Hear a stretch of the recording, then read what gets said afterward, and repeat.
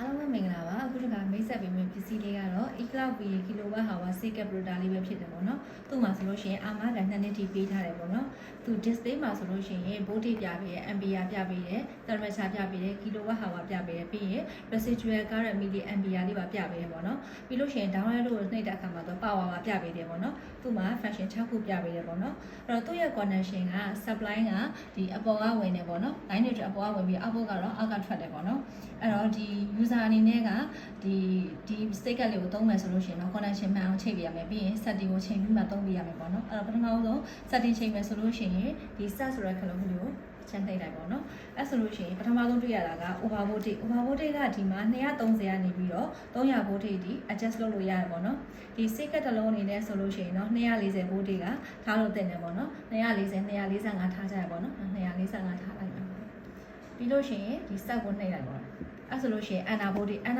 တော့ဒီကောင်130ကနေပြီးတော့210 voltage ဒီ adjust လုပ်လို့ရတယ်ပေါ့နော်ဒီ secret တစ်လုံးအတွက်ဆိုလို့ရှိရင်ဒီ190 voltage လောက်ကထားပြီးတော့သုံးလို့တင်တယ်ပေါ့နော်190လောက်ကိုထားပြီးတော့ချိန်လိုက်ပါပေါ့နော်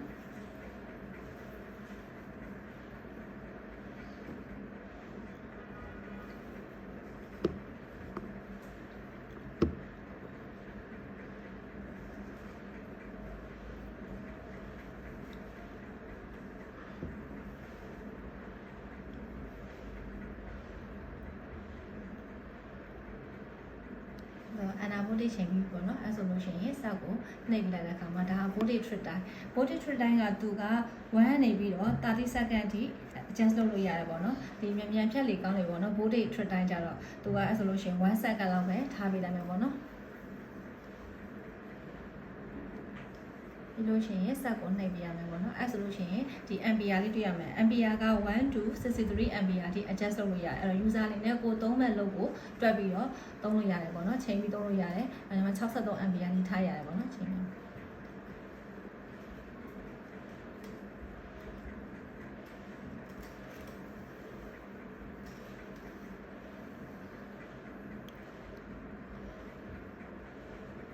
63 ampere ပေါ့နော်အဲ့ဆို ampere ချိန်ပြီးဆိုလို့ရှိရင် set ကိုနှိပ်တဲ့အခါမှာဒါ current trip time ပေါ့နော် current trip time ကလည်းအဲ့လိုပဲ1 to 30 second ထိ adjust လုပ်လို့ရတယ်ပေါ့နော်အဲ့တော့ over current တက်ပြီးတော့ဖြတ်ဖို့စောင့်မယ်အချိန်ပေါ့နော်သူက1 to 30 second 30 second ထိချိန်လို့ရတယ်နော်3 second လောက်ပဲထားလိုက်မယ်ပေါ့နော်3 second